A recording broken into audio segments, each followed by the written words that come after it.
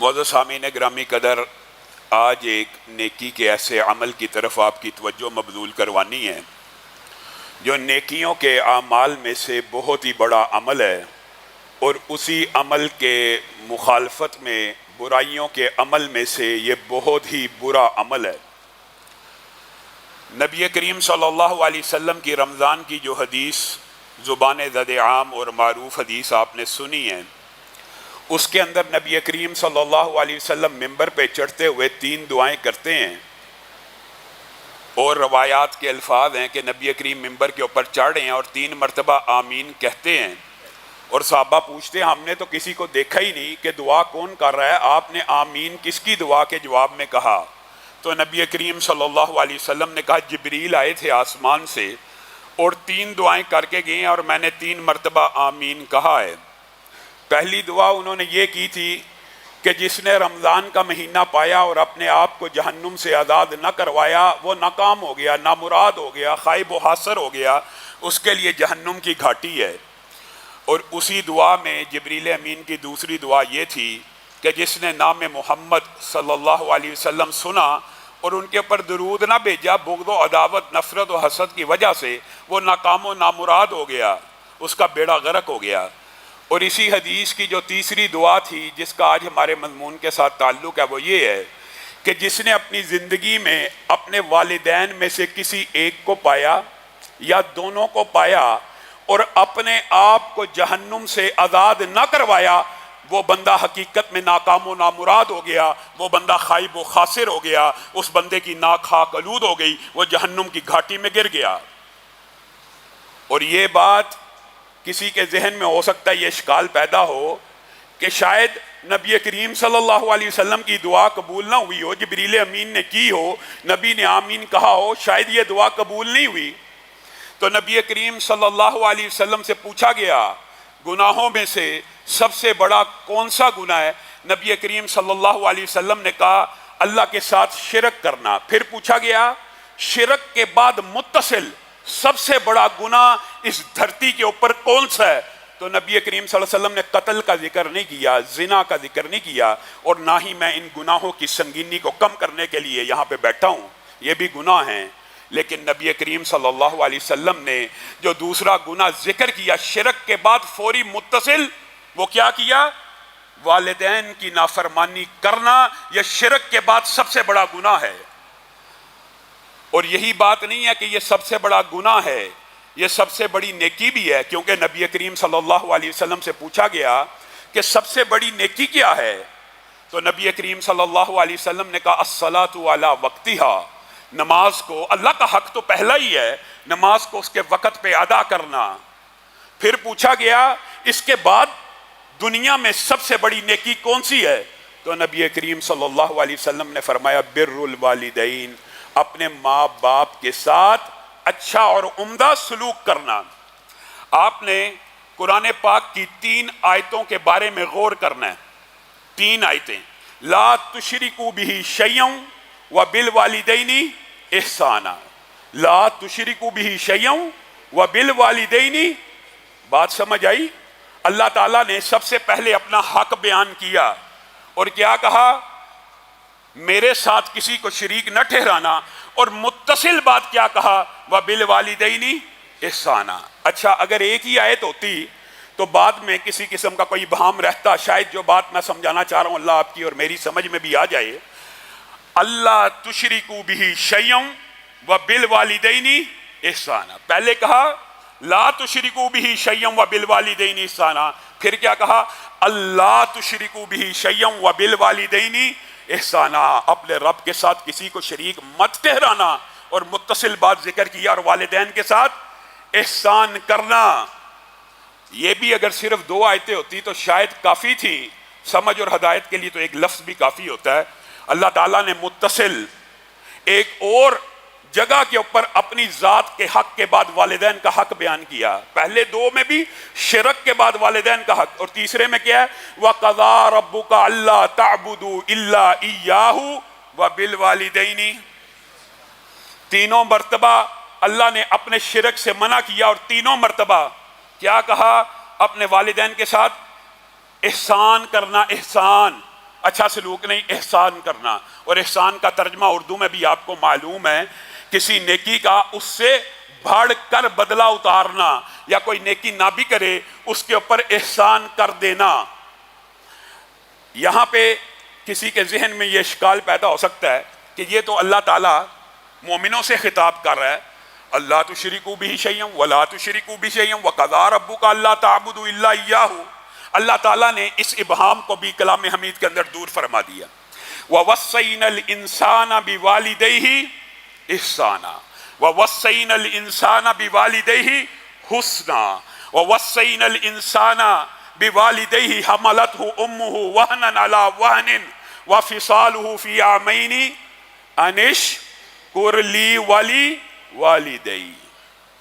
اللہ تعالیٰ نے تمام انسانیت کو ان تین مختلف آیتوں میں مخاطب ہو کے کہا، میں صرف مومنوں کو، صرف ایمان والوں کو اپنے والدین کے اوپر احسان کرنے کی نصیحت نہیں کرتا، بلکہ میں انسانوں کو، اور انسانوں کے اندر یہودی بھی ہیں کہ انسان ہے نہیں، عیسائی بھی انسان ہے، ہندو بھی انسان ہے، بدھ مت، جین مت، ہر بندہ انسان ہی ہے نا. وَوَصَّيْنَا الْإِنسَانَ بِوَالِدَيْهِ.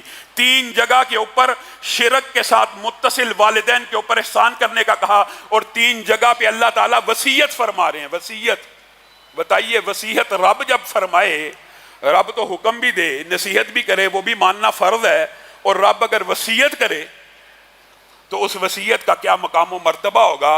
اور تینوں جگہ وصیت کرنے کے بعد، انسان کو خطاب کرنے کے بعد، تیسری آیت میں تو اللہ تعالیٰ نے کمال ہی کر دیا، انشکر لی ولیوالدی، میرا بھی شکریہ ادا کرنا اور اپنے والدین کا بھی شکریہ ادا کرنا.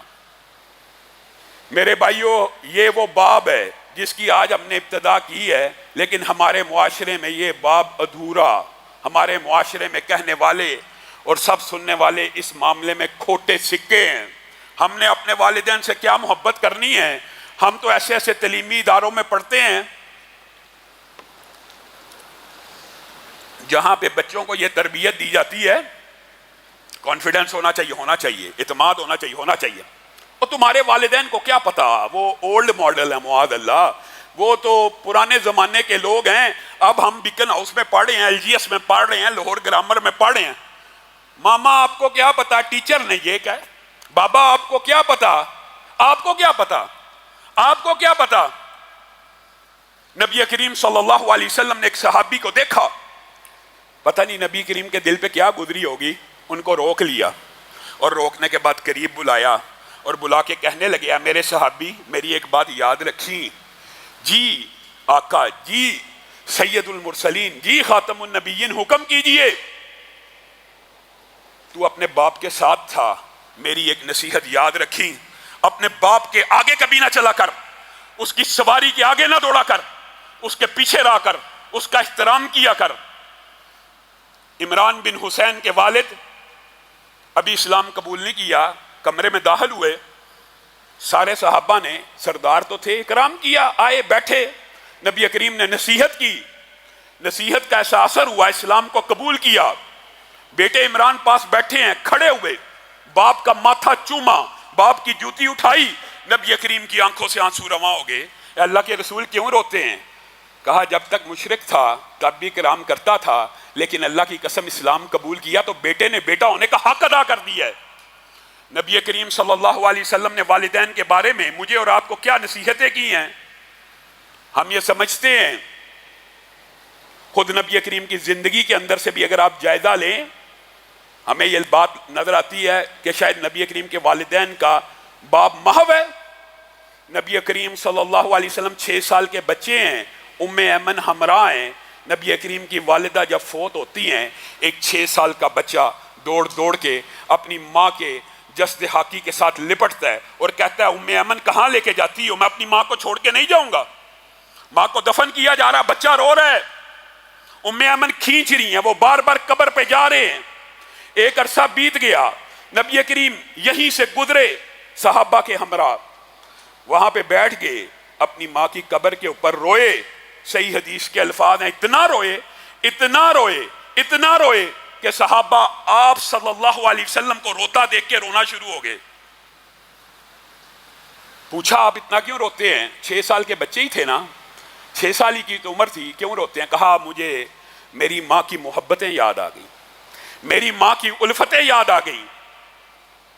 اور صرف یہ حقیقی ماں کی بات نہیں ہے، رضائی ماں اماں حلیمہ بھی آئی تھی. نبی کریم کو خبر ملی ماں حلیمہ آئی ہے، وہ چادر نبوت والی، یا ایھا المدثر والی، یا ایھا المزمل والی ماں کے قدموں کے نیچے بچھا دی. ان کو بٹھایا، ان کا حال چال پوچھا. ماں نے اللہ کے فضل سے اسلام کو بھی قبول کیا، نبی کریم نے عزت و احترام بھی کیا، اکرام بھی کیا.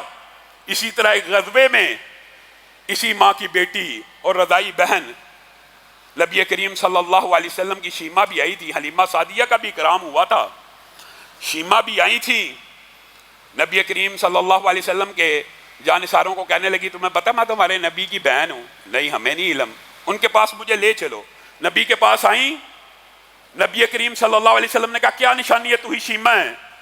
شیمہ نے ایک ہی واقعہ سنایا، کہا آپ چھوٹے ہوا کرتے تھے، آپ کے جب دندانے مبارک آئے تھے آپ کو میں کندھوں پہ اٹھایا کرتی تھی، آپ میرے پیچھے چکی سی کاٹ لیا کرتے تھے، اپنے دانتوں کو میری کمر میں گاڑ دیا کرتے تھے. نبی کریم صلی اللہ علیہ وسلم کی آنکھوں سے زاروں قطار آنسو بہنے لگے.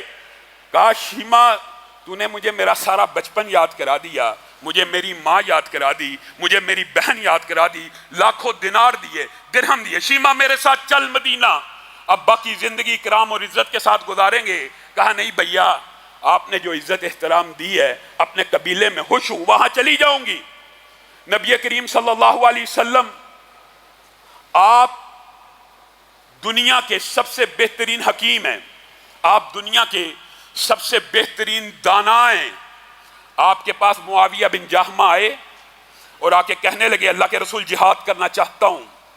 اچھا اللہ کی راہ میں لڑنا چاہتا ہوں، میں بھی قتال کرنا چاہتا ہوں. تیری ماں ہے؟ جی میری ماں ہے. فَإِنَّ الْجَنَّةَ عِنْدَ رِجْلِهَا، جا لوٹ جا، جنت تیرے ماں کے قدم کے آس پاس ہے، ان کی خدمت خاطر کر، جنت چلا جائے گا. جہاد میں جان کھپائے گا، جان کا نذرانہ پیش کرے گا، جو اجر و ثواب وہاں پہ ملنا ہے. ماں کے قدموں میں بیٹھ جا، ماں کی خدمت کر لے، وہاں تو جنت کو پالے گا. اور دوسری حدیث کے الفاظ ہیں، ہم یہ تو سمجھتے ہیں، ہمیں یہ تو معلوم ہے کہ ماں کے پاؤں کے نیچے جنت ہے، لیکن یہ معلوم نہیں ہے کہ باپ کے پاؤں کے نیچے بھی جنت ہے. اسی حدیث کے دوسری روایات کے جو الفاظ ہیں، اِنْدَ أَرْجُلِهِمَا، جنت ماں باپ کے قدموں کے نیچے ہے. ہم یہ سمجھتے ہیں کہ باپ اس کا ہمارے پہ اتنا حق ہے، ٹائم ٹیبل کا، ٹائم ٹیبل شیڈولڈ حق ہے، باپ کا حق شیڈولڈ ہے. بابا آپ نے مجھے، جب باپ ماں بزرگ ہو جائے نا، نعوذ باللہ اعوذ باللہ، یہ ہم کس معاشرے میں ہیں؟ جب وہ والدین جو بچے کو، وہ ماں جو ایک بچے کا پیمپر، لنگوٹی، جو بھی جو استعمال کرتا ہے، 2 سالوں میں 5 سالوں میں سینکڑوں بار تبدیل کرتی ہے. وہ بچہ جب طاقتور تندرست ہو جاتا ہے، وہ اپنے ماں باپ کو کیا کہتا ہے؟ اے میرے امی، اے میرے ابو، رات 12 بجے آپ نے مجھے بتا دینا، میں آپ کو واش روم کروا لاؤں. آپ نے مجھے 10 بجے بتا دینا، اس کے بعد میں نے بیوی بچوں کے پاس چلے جانا ہے. آپ نے 11 بجے کے بعد مجھے آواز نہیں دینی اور مجھے نہیں بلانا، ابھی جو طہارت کرنی ہے 12 بجے کر لینا. باپ اور ماں اس کے بعد چاہے ساری رات بستر پہ کراہتے رہیں، چیختے رہیں، وضو کی حاجت ہو، طہارت کی حاجت ہو، انتظار کرتے رہیں کہ بچہ کب اٹھے گا، کب ہمیں طہارت کروائے گا، کب ہم وضو کر کے 2 رکعت اللہ کی بارگاہ میں ادا کریں گے. یہ بچے ظالم ہیں، یہ بچے گناہ گار ہیں. ایک کہاوت اسی لیے آپ نے سنی ہوگی، ایک باپ نے اپنے بیٹے کو سمجھانے کے لیے پاس بٹھایا اور کہنے لگا یہ کون سا جانور ہے؟ بیٹے نے کہا بابا یہ چڑیا ہے. پھر تھوڑی دیر بعد کہا یہ کون سا جانور ہے؟ کہا چڑیا ہے. پھر تیسری مرتبہ کہا، بیٹے نے کہا بابا آپ کو سمجھ نہیں آتی، 2 دفعہ پوچھ چکے ہیں، بار بار پوچھ رہے ہیں، میں نے آپ کو بتا تو دیا یہ چڑیا ہے. باپ کہنے لگا یہی وہ بینچ تھا جہاں پہ ایک دن تو بیٹھا تھا اور تو نے مجھ سے 100 مرتبہ پوچھا تھا یہ کیا ہے، تو میں نے تجھے 100 مرتبہ جواب دیا تھا یہ چڑیا ہے. آج تو نے تیسری مرتبہ اپنا اپا کھو دیا. ہم کیسے بدنصیب لوگ ہیں. وہ گھر جن میں باپ نہ ہوں ان میں بخت بھی نہیں ہوتے. باپ گھروں کے درخت ہوتے ہیں, مائیں ٹھنڈی چھاؤں ہوتی ہیں. وہ گھر محروم ہیں اللہ کی رحمت سے بھی جن گھروں میں امی جی کا لفظ نہیں کہا جاتا, ماں جی کا لفظ نہیں کہا جاتا, ماما یا بابا کے الفاظ جن گھروں میں ادا نہیں ہوتے, ان گھروں میں خیر و برکتوں کا بھی نزول نہیں ہوتا. ماں باپ جن کے چلے جائیں وہی ان کی قدر جانتے ہیں, جن کے زندہ ہوں وہ تو منہ چھپائی پھرتے ہیں. باپ آواز نہ دے دے, ماں کہیں رات کو آواز نہ دے دے, ماں کو غسل کی حاجت نہ ہو جائے, ماں کو طہارت کی حاجت نہ ہو جائے. اور کتنا بد نصیب یہ معاشرہ ہے. کہاں سے یہ کلچر آیا؟ اللہ کی قسم تمہارے دشمنوں نے تمہاری کلچر اور روایات کے اوپر بھی ایسا حملہ کیا تم حیران رہ جاؤ. وہ باپ جس کی طہارت اب میری ذمہ داری ہے, وہ ماں جس کی طہارت اور وضو میری ذمہ داری ہے, اس کو کہاں بھیج دیا جائے؟ اولڈ ہوم میں بھیج دیا جائے. پھر ہم کچھ بات کہتے ہیں, یہ کہتے ہیں یہ مولوی دیکھو جی تلخ ہو جاتے ہیں. تمہیں کیا کہیں, 2 حرف تمہارے پہ بیچتے ہیں. ماں باپ کے لیے اولڈ ہوم بنائے ہوئے ہیں. یہ مشرق کا کلچر بھی نہیں, یہ اسلام کا کلچر بھی نہیں, یہ تمہارے دشمنوں کا کلچر ہو تو ہو, یہ اسلام کا کلچر نہیں ہے. کس نے تمہیں کہہ دیا؟ آپ نے یہ جو بات علماء سے سنی ہے کہ حالت نفل میں بندہ نماز میں ماں آواز دے تو نماز توڑ کے ماں کی بات سنو, یہ مسئلہ کہاں سے ثابت ہوتا ہے؟ صحیح بخاری کی حدیث ہے. جریج ولی اللہ تھا, ولی اللہ عبادت گزار تھا, حالت نفل میں نفل کی نیت کر کے نماز کو ادا کر رہا ہے, نماز کو ادا کر رہا ہے. ماں نے آواز دی, جریج کے دماغ میں آیا ماں کی بات سنوں اللہ کی بات سنوں, اللہ سے ہم کلام ہوں, کیا کروں؟ تاخیر ہوگی. اگلے دن ماں نے پھر آواز دی, تاخیر ہو گئی تو ماں کے منہ سے یہ جملہ نکل گیا, جریج تجھے اس وقت تک موت نہ آئے جب تک تو کسی بری عورت کے منہ نہ لگ جائے. اللہ ہمارے ماں باپ جن کے زندہ ہیں وہ کبھی ہمیں بد دعا نہ دے یا ان کے منہ سے یہ لفظ نہ نکلے. ماں کے منہ سے یہ لفظ نکل گیا, ایک عرصہ بیت گیا, جریج یہ واقعہ بھی بھول چکے ہیں. ایک عورت اس علاقے میں بہت خوبصورت ہے, اس کو علاقے کے شر پسندوں نے یہ ٹاسک دیا کہ جریج کو بہلا پھسلا کے اس کے ساتھ تعلقات قائم کر اور اس کی ہم جگ ہسائی کرتے ہیں. عورت نے جریج کو برائی کی دعوت دی, جریج تو ولی اللہ ہے, وہ برائی کی دعوت کو قبول نہ کیا. اس عورت نے ایک چال چلی, ایک چرواہے کے ساتھ منہ کالا کیا, 9 ماہ بعد بچہ اٹھائے ہوئے, طویل واقعہ مختصر کر کے آپ کے سامنے رکھتا ہوں, بچہ اٹھائے ہوئے لائی اور کہنے لگی جریج کا بیٹا ہے, جریج کا بیٹا ہے. پورے قصبے والے اکٹھے ہو گئے, جریج کو مارنا شروع کر دیا, اس کا عبادت خانے کو گرا دیا. جریج نے کہا ذرا صبر تو کرو, رک تو جاؤ, مجھے وہ دن یاد آ گیا جس دن نفل میں تھا اور ماں نے آواز دی تھی, کاش اس دن نماز کو توڑ دیا ہوتا, کاش اس دن نماز کو توڑ دیا ہوتا اور ماں کی آواز پہ لبیک کہا ہوتا. ماں کے منہ سے 2 جملے نکل گئے تھے, مجھے یقین ہے یہی میرے گناہوں کی سزا ہے, لیکن اللہ سے توبہ کرتا ہوں.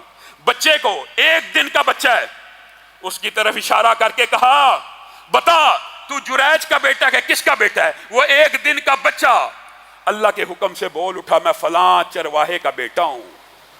لیکن ماں کی اتنی سی بات میں بھی نافرمانی نہیں ہے. حالت نماز میں نفلی نماز ہو, ماں کی بات مقدم ہے, اس کی بات کو سننا ہے. اور ہم نے کیا کہنا ہے؟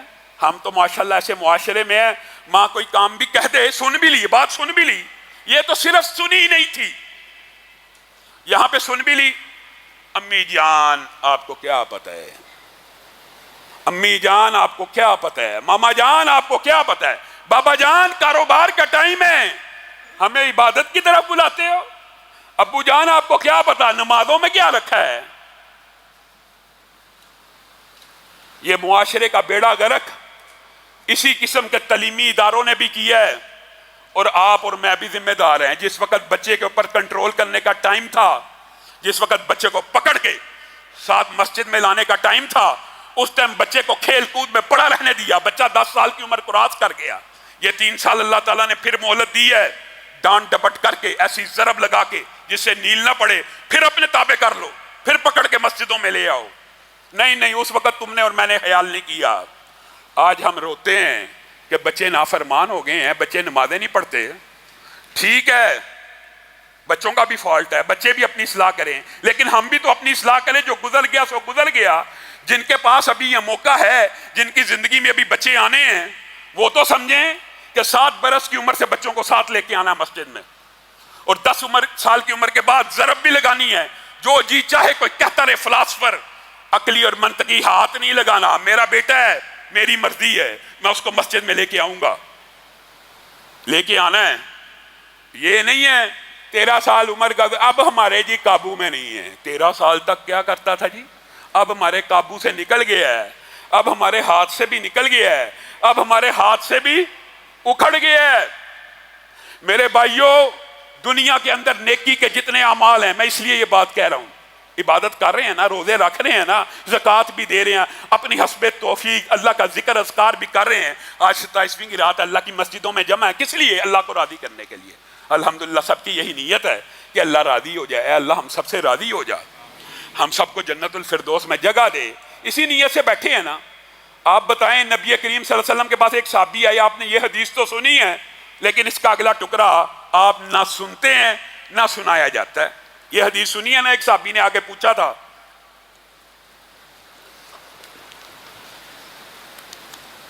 کیا پوچھا تھا؟ اللہ کے رسول، میں صرف نماز پڑھوں گا، میں صرف روزے رکھوں گا، میں صرف اگر زکوٰۃ کبھی صاحب نصاب ہوا تو زکوٰۃ ادا کروں گا۔ یہ حدیث سب کو یاد آ جائے گی۔ ابھی رسول اللہ صلی اللہ علیہ وسلم نے کہا جو جنتی دیکھنا چاہتا، سب نے سنی ہے نا، دیکھو اس بندے کو، دیکھو یہ جنت میں چلا جائے گا، صرف یہ کہا تھا؟ نہیں، یہاں تک تو بات سب کو یاد ہے، اگلی بات بھول گئے۔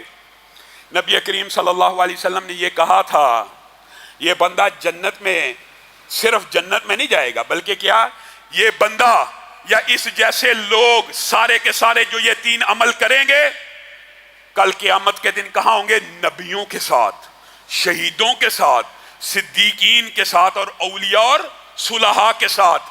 ساتھ میں ایک شرط لگائی تھی، وہ شرط ہم بھول گئے، بشرط یہ کہ اپنے والدین کی اطاعت کرنے والا ہو، بشرط یہ کہ اپنے والدین کی اطاعت کرنے والا ہو۔ گویا اس حدیث سے مفسرین نے لکھ دیا ہے کہ نیکیوں کو برباد کرنے والے اعمال میں سے جہاں ریاکاری ہے، نیکیوں کو برباد کرنے والے اعمال میں جہاں تنہائی میں گناہ کرنا ہے، وہاں پہ نیکیوں کو برباد کرنے والے اعمال میں سے ایک عمل یہ بھی ہے، انسان اللہ کے سامنے تو نیکیوں کے پہاڑ کھڑے کرے اور ماں باپ کا نافرمان ہو جائے اور ماں باپ کی اطاعت نہ کرے۔ رسول اللہ صلی اللہ علیہ وسلم نے کہا، اللہ کی رضا اس میں ہے کہ تیرا ماں باپ تجھ سے راضی ہو، اور اللہ کی نافرمانی اس میں ہے کہ تیرا ماں باپ تیرے سے ناراض ہو۔ مجھے بتائیے وہ کون سی، میں تو کہتا ہوں یہ عبادت ہے۔ اگر یہ عبادت نہیں ہے تو اللہ تعالیٰ نے بتائیے کسی عبادت کی اتنی جزیات اور تفصیلات بتائی ہیں آپ کو۔ علماء یہ کہتے ہیں زکوٰۃ ادا کرنی ہے، بتائیے قرآن پاک میں کہاں لکھا ہے کہ 2.5% اور اتنے ہر جانور کی اتنی ہے، سونے کی اتنی ہے؟ حدیث سے پتہ لگتی ہے نا۔ لیکن والدین کے حقوق کو قرآن پاک میں جزوی طور پہ بھی جز کر کے بیان کیا ہے۔ کیوں؟ پہلا حق، فلا تقل لہما اف۔ محدثین کا اتفاق ہے عربی زبان میں اف سے چھوٹا تکلیف اور اذیت دینے والا لفظ کوئی نہیں ہے۔ اگر اس سے چھوٹا کوئی لفظ ہوتا تو اللہ تعالیٰ یقیناً وہی نازل کرتا، فلا تقل لہما اف۔ ماں باپ کو اف بھی نہیں کہنا، اور تم کہتے ہو ماما آپ کو کیا پتہ ہے، اور سمجھتے ہیں یہ گستاخی نہیں ہے۔ ماں بھی بیچاری آگے سے کھسیانی ہو کے ہنس رہی ہوتی ہے، باپ بھی اچھا بیٹے کو زیادہ پتا ہوگا، بیٹی کو زیادہ پتا ہوتا، شرم نہیں آتی؟ فلا تقل لہما اف، باپ کو ماں کو اف بھی نہیں کہنا۔ وقل لہما قولا کریما، ماں باپ کے سامنے لہجہ بھی تلخ نہیں ہونا چاہیے، آواز بھی اونچی نہیں ہونی چاہیے، آواز بھی پست ہونی چاہیے، آواز بھی نیچی ہونی چاہیے، آواز بھی کریمانہ ہونی چاہیے۔ صرف اسی پر بس ہے عزت احترام، صرف قول بتایا اللہ نے۔ اللہ تعالیٰ نے ماں باپ کے سامنے کھڑے ہونے کی کفیت کو بھی جزوی طور پہ قرآن پاک میں بیان کیا. بتائیے کون سی عبادت کو اس طرح بیان کیا گیا؟ وَاخْفِضْ لَهُمَا جَنَاحَ الذُّلِّ مِنَ الرَّحْمَةِ. بڑے بد نصیب ہیں وہ بچے. اللہ ان سب کو ہدایت دے جو اپنے ماں باپ کے سامنے کھڑے ہوتے ہیں تو قرآن کے اس حکم کو فراموش کر دیتے ہیں. اللہ تعالیٰ کہہ رہا ہے ماں باپ کے سامنے بولنے کی بات نہیں ہے، بولنے کی تو گزر گئی کہ کریمانہ بولنا ہے، اف نہیں کہنا. کھڑے کیسے ہونا ہے؟ وَاخْفِضْ لَهُمَا جَنَاحَ الذُّلِّ. اپنے کندھوں کو جھکا کے کھڑے ہونا ہے، با ادب کھڑے ہونا ہے. بتائیے اللہ تعالیٰ نے کس عبادت کے اندر اور اس کفیت کا اور حیت کا ذکر کیا ہو؟ وَاخْفِضْ لَهُمَا. ایسے مؤدب کھڑے ہونا ہے، ایسے مؤدب کھڑے ہونا ہے، ایسے احترام سے کھڑے ہونا ہے، ایسے اطاعت کے پوسچر سے کھڑے ہونا ہے کہ انگ انگ سے رحمت ٹپک رہی ہو، احترام ٹپک رہا ہو. کہ باپ تمہاری شکل دیکھے، تمہارا انداز دیکھے، تمہارا سٹائل دیکھے تو چہرے پہ مسکراہٹ آ جائے، خوش ہو جائے. اللہ ہمیں ان بد نصیبوں میں سے نہ کرنا کہ جن کے والدین ان کو دیکھے اور ان کی آنکھوں پہ غصہ آ جائے اور پیشانی پہ سلوٹیں پڑ جائیں. کتنی دکھ اور افسوس کی بات ہے. اللہ تعالیٰ پوسچر بھی بتا رہا ہے. اور قربان جائیں اسلاف پر، صحابہ پر. امام ابن سیرین وہی جن کی تعبیر رویا آپ پڑھتے ہیں، اتنے خوبصورت تھے، اتنے دراز قد تھے، اتنے وجیح تھے، اتنے جلال والے تھے، اتنے روب والے تھے. صحیح سند میں آتا ہے جب بازار میں چل رہے ہوتے تھے نا وقار کے ساتھ تو لوگ ان کے چہرے کو دیکھ کے کہتے تھے اللہ اکبر، اللہ اکبر. امام ابن سیرین جا رہا ہے، خوشبوئیں چل رہی ہیں، اتنا باروب اور جلالی انسان. طالب علم اس امام سے سوال کرتے ہوئے ڈرتے تھے. اپنی مسند حدیث پہ جب بیٹھتے تھے سامنے بیٹھے ہوئے طالب علموں کی کیفیت یہ ہوتی تھی کہ کپ کپا رہے ہوتے تھے، بولنے کی جرت نہیں تھی ہوتی.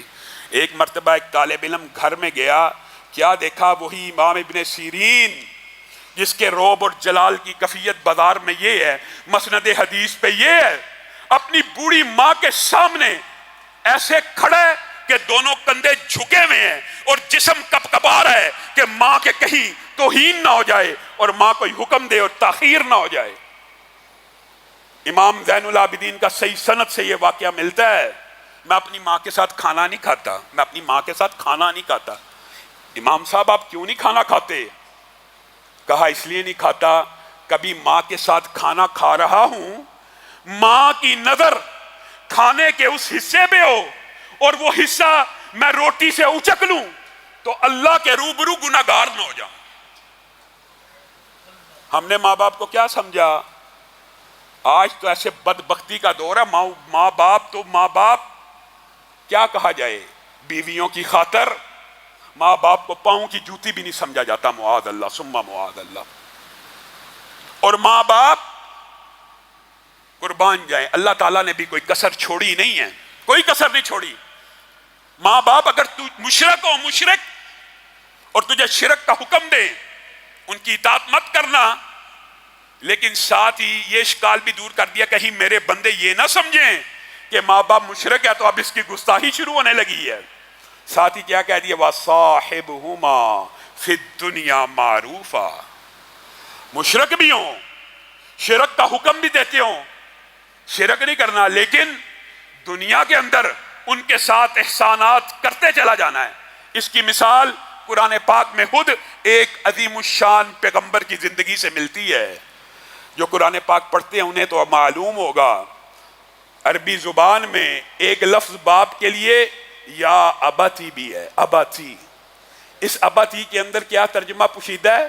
میرے پیارے باپ، میرے محترم باپ، میرے محبوب باپ، میرے قابل صد احترام باپ. ابراہیم کے والد آدر ہیں، بت گر ہیں، شرک کا حکم دینے والے ہیں. ابراہیم جواب میں باپ کو کیا کہہ رہے ہیں؟ یا اباتی، یا اباتی، یا اباتی. 4 جگہ ابراہیم نے اپنے باپ کو پکارا اور 4 مرتبہ کیا کہا؟ یا اباتی. اے میرے محبوب باپ، اے میرے قابل احترام باپ.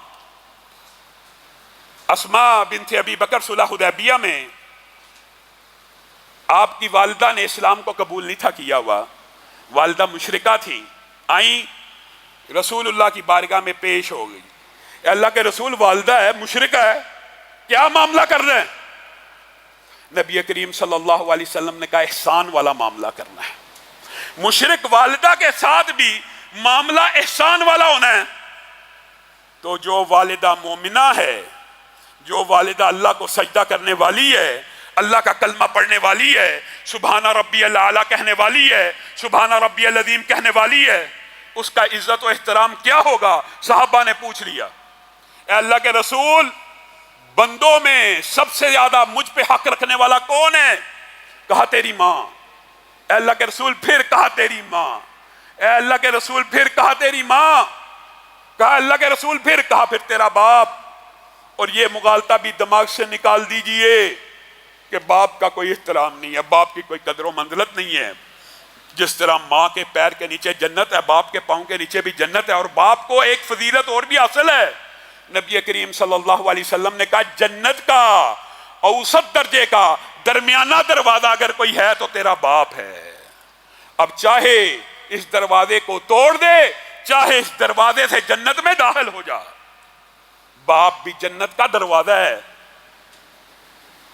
اور عجیب و غریب اللہ تعالیٰ نے اس رشتے میں محبت رکھی ہے، اس رشتے میں الفت رکھی ہے کہ میں ایمانداری سے بتاتا ہوں، کسی 70 سال کے انسان، 50 برس کے انسان، 60 برس کے انسان سے بھی اس کی ماں کا ذکر کر کے دیکھ لیجئے، دیکھ لیجئے۔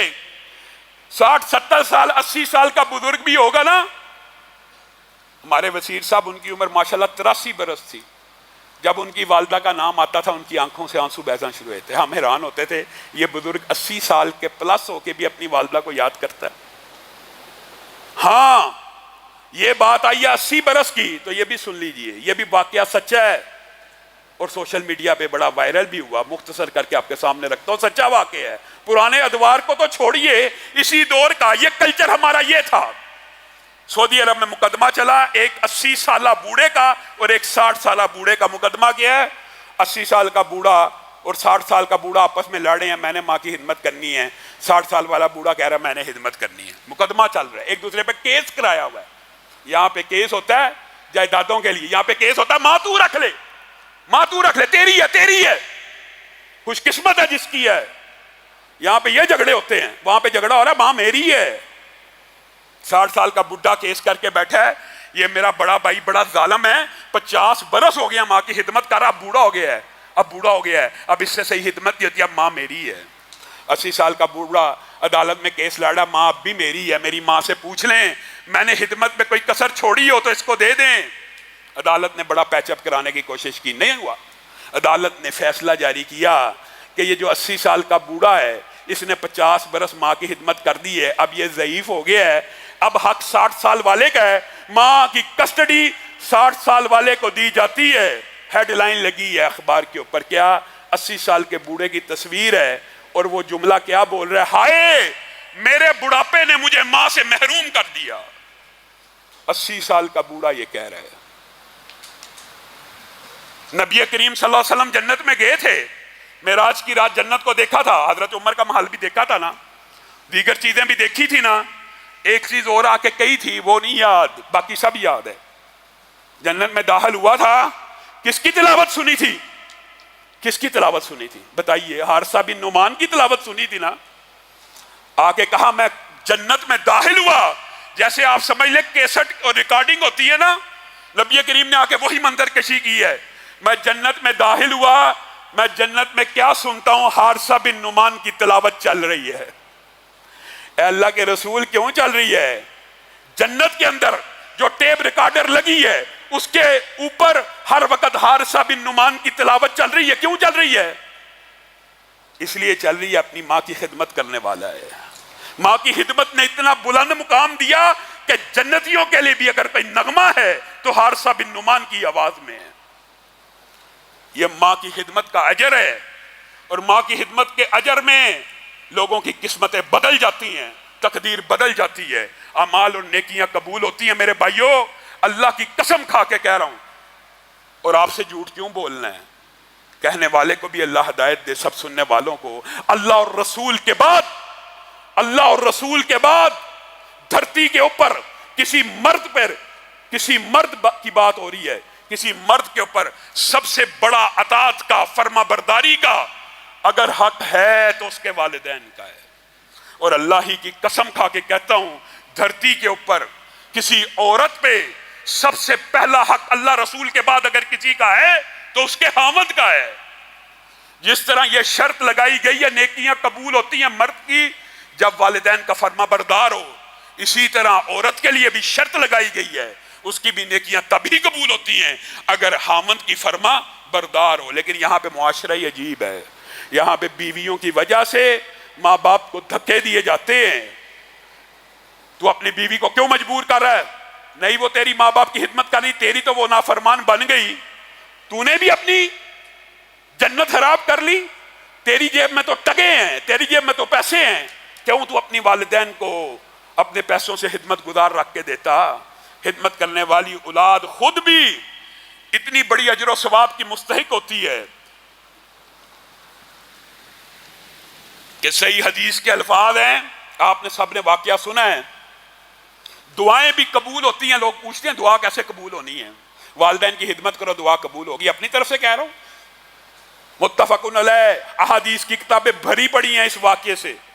غار والا واقعہ آپ سب جانتے ہیں، سنا ہوا ہے۔ پہلے آدمی نے کیا کہا تھا؟ یہی کہا تھا نا کہ میں سب سے پہلے گھر آ کے اپنے والدین کو دودھ پلاتا تھا۔ ایک دن گھر آیا، والدین سو چکے ہیں، میرا دل نہیں چاہا کہ میں بچوں کو پہلے دودھ پلاؤں والدین سے۔ میں نے پوری رات ان کے سرانے گزار دی، جب تک وہ اٹھے نہیں، دودھ کا پیالہ پیا نہیں، اپنے بچوں کو بھوکا سکلا لیا، اپنے والدین کے اٹھنے سے پہلے ان کو پیالہ نہ دیا۔ اللہ تعالیٰ نے بدلے میں کیا دیا؟ پتھر کو پیچھے کر دیا۔ نبی کریم صلی اللہ علیہ وسلم کے پاس ایک صحابی آئے، ابن عمر کی حدیث ہے، آ کے کہنے لگے اللہ کے رسول، سبحان اللہ، اے اللہ کے رسول بہت بڑا گناہ ہو گیا ہے، بہت بڑا گناہ ہو گیا ہے، بہت بڑا گناہ ہو گیا ہے، اے اللہ کے رسول بہت بڑا گناہ ہو گیا ہے۔ اچھا تیری ماں ہے؟ سبحان اللہ، تیری ماں ہے؟ تیری والدہ ہے؟ صحابی نے کہا نہیں، والدہ تو نہیں ہے۔ خالہ ہے؟ جی ہاں ہے۔ توبہ کرنا چاہتا ہے، گناہ معاف کروانا چاہتا ہے۔ اس حدیث کے الفاظ اس بات کے اوپر دلالت کرتے ہیں کہ جس طرح نبی کریم نے خالہ کے لیے کہا، اگر ان کی والدہ زندہ ہوتی تو والدہ کے لیے کہتے۔ پہلے پوچھا ہی والدہ کا، والدہ ہے؟ نہیں ہے۔ خالہ ہے؟ جی ہاں۔ پھر جا، چلا جا، ان کی خدمت میں زندگی بسر کر دے، اللہ تیرے سارے گناہوں کو معاف کر دے گا۔ اگر خالہ کی خدمت سے سارے گناہ معاف ہوتے ہیں تو والدہ کی خدمت سے نہیں ہوتے؟ کہاں در در کی ٹھوکریں کھاتے ہو؟ فلاں پیر کے پاس جانا ہے، فلاں دربار پہ جانا ہے، فلاں آستانے پہ جانا ہے، فلاں سے دعا کروانی ہے، فلاں دربار پہ جاؤں گا سارے گناہ معاف ہو جائیں گے۔ گھر میں اللہ رب العزت نے ماں باپ کو بھیجا ہوا ہے، ان کے در پہ جا، ان کی خدمت میں اپنی زندگی بسر کر، نبی کریم کا وعدہ تیرے سارے گناہ معاف ہو جائیں گے۔ نبی کریم صلی اللہ علیہ وسلم نے نافرمان بچوں کو بھی کہہ دیا، خوشخبری بھی ہے، ایسے بچے جن کے والدین دنیا سے چلے گئے اور ان کو پتا ہے ہمارا والد یا والدہ ہم سے خوش نہیں گیا، وہ کیا کریں؟ ان کے لیے بھی تو کوئی سیف پیسیج ہونا چاہیے، ان کے لیے بھی تو کوئی ایگزٹ ہونا چاہیے۔ نبی کریم صلی اللہ علیہ وسلم نے بھی کہہ دیا اور اللہ نے بھی کہہ دیا۔ اللہ تعالیٰ نے اس عبادت کو اتنی تفصیل سے کلام حمید میں بیان کیا، کھڑے ہونے کا پوسٹر، الفاظ کا طریقہ، انداز، حتیٰ کہ دنیا سے چلے جانے کے بعد کے بھی الفاظ اللہ نے ہی سکھا دیے۔ وَقُلْ رَبِّ ارْحَمْهُمَا كَمَا رَبَّيَانِي صَغِيرًا۔ جس کے والدین دنیا سے چلے جائیں اور وہ یہ سمجھتا ہو کہ میرے والدین میرے سے ناخوش گئے ہیں، وہ کیا کرے؟ یہ بھی حدیث کے بہقی کے الفاظ ہیں۔ وہ کہے اللہ میرے والدین کو معاف فرما، اللہ ان کے اوپر رحم فرما، دعا کرتا رہے کرتا رہے کرتا رہے۔ حدیث کے الفاظ یہ ہیں، یہ بدبخت جو تھا، جو نافرمان تھا، دعا کرتا چلا جائے گا، ایک وقت آئے گا اللہ تعالیٰ اس کو سعادت مندوں میں لکھ دے گا کہ اگرچہ دنیا میں حق ادا نہ کیا لیکن چلے جانے کے بعد ایسی توبہ کی ہے، ہر وقت اپنے ماں باپ کے لیے مانگتا رہتا ہے۔ اپنے والدین کے لیے مغفرت کی دعا اور رحم کرنے والے کی دعا بھی اس کے لیے گناہوں کو معاف کرنے کا ذریعہ بن جاتی ہے، سعادت مند لکھا جائے گا۔ بات آئی ہے تو ضمنی طور پر مولانا عبد المنان وزیر آبادی کا واقعہ میرے دماغ میں آ گیا۔ آپ کے والد جو تھے انہوں نے اپنے 7 بچوں کو بیوروکریٹ بنایا، آفیسرز بنایا۔ یہ نبینا تھے، عبد المنان وزیر آبادی نبینا تھے۔ ان کے بارے میں میاں بیوی نے مشورہ کیا اس کا کیا کیا جائے، یہ تو آفیسر وغیرہ نہیں بن سکے، کہا اس کو دین کا طالب علم بنا دیتے ہیں۔ ان کو حافظ قرآن بنا دیا، اور ان کی اس نیکی کی وجہ سے آج بر صغیر پاک و ہند میں جو بھی ہے انہی کا شاگرد ہے۔ عبد المنان وزیر آبادی حافظ بھی بنے، عالم بھی بنے، شیخ الحدیث بھی بنے۔ والد دنیا سے چلے گئے، والدہ کو خواب آیا۔ خواب اگرچہ حجت نہیں ہوتا لیکن خوشخبری کے لیے خواب آ جاتے ہیں۔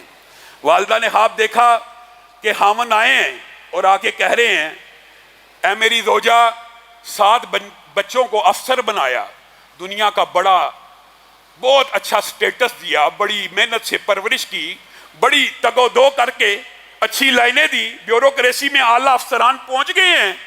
آج قبر میں پڑا ہوں، ایک بچے کی طرف سے بھی کبھی ٹھنڈی ہوا نہیں آئی، لیکن ہر روز میرا جنت میں ایک درجہ بلند ہو جاتا ہے، ہر روز میرا جنت میں ایک درجہ بلند ہو جاتا ہے۔ مجھے پتہ لگتا ہے کہ وہ عبد المنان وزیر آبادی جو نبینا تھا، جس کو حافظ قرآن بنایا تھا، وہ سجدے میں یہ دعا کر رہا ہوتا ہے رب ارحمہما کما ربیانی صغیرا ربنا اغفر لی ولی والدیا رب اغفر لی ولی والدیا۔ وہ جب بھی یہ دعا کرتا ہے اللہ میرے ماں باپ کو معاف فرما، اللہ تعالیٰ جنت میں میرا ایک درجہ بلند کر دیتے ہیں، اللہ جنت میں ایک درجہ بلند کر دیتے ہیں۔ میرے بھائیوں، ہم کس دنیا کے پیچھے بھاگ رہے ہیں؟ اللہ کی قسم 100 برس نہیں گزریں گے، وہ بڑا ہی خوش قسمت انسان ہوتا ہے کہ 100 برس بعد بھی دھرتی والے کسی اس انسان کو یاد کر کے اس کے لیے دعائیں کرتے ہوں۔ اٹھائیے اپنے خاندان کی ہسٹری، دیکھیے، غور کیجیے۔ آج 2021 ہے، 1921 میں جو آپ کا پردادا تھا یا پردادے کا والد تھا، آپ اس کا نام بھی جانتے ہیں؟ آج دھرتی کے اوپر 100 سال بعد اس کے لیے کوئی دعائیں کرنے والا موجود ہے؟ نیکیوں کے کچھ ایسے بازار گرم کیجئے، صدقہ جاریہ کے کچھ ایسے میدان تیار کیجئے کہ 1000 برس بھی گزر جائیں، آپ کے لیے ہاتھوں کو اٹھا کر دعا کرنے والے لوگ موجود ہوں۔ اور قربان جائیں امام ابن تیمیہ کے اوپر، ابن قیم کے اوپر، امام احمد ابن حنبل کے اوپر، امام مالک کے اوپر۔ یہ جو ائمہ ہیں کتنی دیر پرانے ہیں؟ کوئی 600 سال، کوئی 700 سال، کوئی 1000 سال، کوئی 1400 سال۔ ہمیں تو اپنے پردادے کے دادے کا نام نہیں آتا، ہم نے کیا اپنے والدین سے وفا کرنی ہے؟ انسان ہے ہی بے وفا۔ آپ اپنی اولادوں کے اندر کم از کم اتنا دین تو ڈال کے جائیے کہ کوئی 25 30 50 برس ہی آپ کے لیے دعا ہوتی رہے۔ کوئی نیکی کے ایسے میدان سرگرم کر جائیے کہ 1000 برس بھی گزر جائے، جنت میں درجات بلند ہوتے چلے جا رہے ہوں۔ کوئی نہ کوئی پلان تو کیجیے، ارادہ تو کیجیے۔ اللہ کی قسم آپ ارادہ کریں گے، خود بخود اللہ تعالیٰ راستہ بنائے گا۔ آپ کو چیز سوچیں کہ ہم وہ کیا نیکیاں کریں۔ نبی کریم صلی اللہ علیہ وسلم نے اسی لیے کہا تھا نیک بچہ والدین کے لیے صدقہ جاریہ ہوتا ہے۔ امام بخاری، سبحان اللہ، کتنے عرصہ ہو گیا؟ 1200 برس ہو گیا۔ امام بخاری، آج بھی ان کے لیے لوگ دعائیں کرتے ہیں۔ اور ان کی والدہ کے ساتھ ان کا جو تعلق تھا آپ کو علم ہوگا، نبینا ہو گئے تھے۔ والدہ نے دعا کی تھی اللہ آنکھیں لٹا دے، اللہ نے آنکھیں نہیں لٹائی، ایسی فہم و بصیرت بھی عطا کی، آج بھی بخاری شریف زندہ ہے۔ اور ویسے کرنی قسمتیں کیسے بدلتی ہیں؟ کیا صحابی ہیں؟ پوری دنیا کے ولی جمع ہو جائیں، ایک صحابی کے مقام و مرتبے کا مقابلہ نہیں کر سکتے، پوری دنیا کے ولی۔ لیکن کچھ معاملات ایسے ہیں، اب ایسے کرنی بھی صحابہ سے افضل نہیں ہیں، لیکن آپ کو اور مجھے سمجھانے کے لیے نبی کریم نے ایک بات کہہ دی ان کے بارے میں، اے عمر و علی، کرن قبیلے کا ایک اویس آئے گا، فلبیری کا نشان ہوگا، جو اس کی ماں کی دعا کی وجہ سے صرف ایک سکے کے برابر رہ گیا ہوگا۔ جب وہ آئے، عمر و علی، اس سے دعا ضرور کروانی ہے۔ عمر اور علی جو صحابی ہیں، جو خلیفہ راشد ہیں، یا مجھے اور آپ کو سمجھایا جا رہا ہے؟ معاذ اللہ، اویس کا مقام ان سے بلند نہیں ہے، یہ آپ کو اور مجھے بتانے کے لیے ہے۔ اللہ کے رسول اس سے کیوں دعا کرائی جائے؟ اس لیے کرائی جائے، اس نے اپنی ماں کی ایسی خدمت کی ہے، جب ہاتھوں کو اٹھاتا ہے تو اللہ تعالیٰ اس کے ہاتھوں کو خالی نہیں لٹاتا۔ کس عالم کی، کس پیر کی تو خدمت کرنا چاہتا ہے؟ تیرے گھر میں ولی اللہ بیٹھے ہیں، اب ان کا عقیدہ جو بھی ہے ان کی عزت و احترام کر۔ اور یہ بات بھی یاد رکھیے، ہمارے معاشرے میں افراط و تفرید بہت زیادہ ہے۔ یہ موضوع بڑا لمبا ہے، لیکن اپنی بات کو وقت کی پیش نظر مختصر کرتا ہوں۔ حضرت ابو سفیان جب ابھی اسلام قبول نہیں تھا کیا تو ام حبیبہ نے ان کا استقبال کیا تھا، ان کو اپنے گھر میں بٹھایا تھا، لیکن نبی کریم صلی اللہ علیہ وسلم کے بستر پہ نہیں تھا بیٹھنے دیا۔ کہا تھا آپ مشرک ہیں، میرا خاوند رسول ہے، نبی ہے، پیغمبر ہے، اور یہ ان کی چادر ہے، آپ سے میں معذرت خواہ ہوں، آپ کو یہاں بیٹھنے نہیں دے سکتی۔ لیکن اس کا مطلب یہ نہیں ہے کہ مشرک والدین ہو۔ اسی لیے امام ابن تیمیہ نے ایک بات لکھ دی ہے، اگر کسی بچے کی ماں اعلانیہ برائی کرے، اس بچے کو اجازت نہیں ہے کہ اپنی ماں کو ہاتھ بھی لگا دے۔ اس بچے کو بھی اجازت نہیں ہے کہ اپنی ماں کو ہاتھ بھی لگا دے، ماں کا اتنا حق ہے۔ اور عبداللہ ابن عمر، ابو بردہ آئے تھے نا، ابو بردہ کا عزت احترام کیا ابن عمر نے، کہا یار بڑا عزت احترام کر رہا، کیا معاملہ؟ کہا تو میرے باپ کا دوست ہے، جو بندہ چاہتا اپنے باپ کے ساتھ نیکی کرے وہ ان کے دوست احباب کے ساتھ نیکی کرے۔ یہ بھی حدیث کے الفاظ ہیں۔ حضرت عبداللہ ابن عمر ایک اعرابی کو پکڑ لائے، اس کو اپنا امامہ دیا، اس کو گدا دیا، اس کو شرفیاں دینے لگے۔ صحابہ نے کہا، دیگر نے، کیا کرتا ہے یہ تو بدو ہے، تھوڑی سی چیز دیتا راضی ہو جاتا۔ کہا تجھے نہیں پتا میرے باپ کا دوست ہے، اور نبی کریم سے میں نے سنا تھا جو اپنے باپ کے ساتھ نیکی کرنا چاہتا ہے اپنے ماں باپ کے دوستوں کے ساتھ نیکی کرے۔ اسلام تو یہ سکھاتا ہے، ہم چچاؤں سے لڑے ہوئے ہیں، ہم ماموں سے لڑے ہوئے ہیں، ہم خالاؤں سے لڑے ہوئے ہیں۔ اسلام کہتا ہے ماں باپ کے دوستوں سے بھی نیکی کرو تاکہ تمہارے ماں باپ کو اجر پہنچے۔ اور ہم اپنے چچاؤں سے نہیں مل رہے، ہم اپنے ماموں سے نہیں مل رہے، ہم اپنے خالاؤں سے نہیں مل رہے، جو براہ راست صلہ رحمی کے رشتے ہیں۔ صلہ رحمی کے رشتے بڑھانے سے، ان کی عزت احترام کرنے سے بندے کی عمر بھی بڑھتی ہے اور رزق بھی بڑھ جاتا ہے۔ جائیے آج یہ کلیہ یاد کر لیجئے، اگر عبادات کو قبول کرانا، جو روٹھے ہوئے ماں باپ ہیں ان کو منا لیجئے، اور جن کے والدین دنیا چھوڑ کے جا چکے ہیں وہ رب کے سامنے سجدے میں پڑ جائیں، اور اپنے ماں باپ کے لیے پورا رمضان جتنے دن باقی رہ گئے ہیں ان کے لیے مغفرت کی دعائیں کریں، تاکہ ان کو آپ کی طرف سے ٹھنڈی ہوائیں پہنچیں، آپ کی طرف سے یہ بات پہنچتی رہے، جنت میں درجات بلند ہوتے رہیں۔ اور صحیح حدیث کے بھی یہی الفاظ ہیں، ان کو بتایا جاتا ہے تیرے فلاں بیٹے نے تیرے لیے دعا کی ہے، اے اللہ ہم سب کے والدین کے اوپر رحم و کرم کا نزول فرما، اے اللہ والد محترم کی ہر خطا کو معاف فرما، اے اللہ والدہ مرحومہ کی ہر خطا کو معاف فرما۔ یا اللہ جتنے والدین فوت ہو چکے ہیں، جتنے والدین ہم میں سے فوت ہو چکے ہیں، ہم میں سے جو لوگ بیٹھے ہیں ان کے جتنے والدین فوت ہو چکے ہیں، اللہ ان کی قبروں کو کشادہ فرما، ان کی قبروں کو ٹھنڈا فرما، جنت میں ان کے درجات کو بلند فرما۔ اور جتنے والدین زندہ ہیں یا اللہ ان کا تابع فرمان بنا، ان کا اطاعت گزار بنا، وہ ہمیں دیکھیں تو خوش ہو جائیں، ایسا نہ ہو ہم ان بدبختوں میں ہوں ہمیں دیکھیں تو ناراض ہو جائیں۔ سبحان ربک رب العزت عما یصفون وسلام علی المرسلین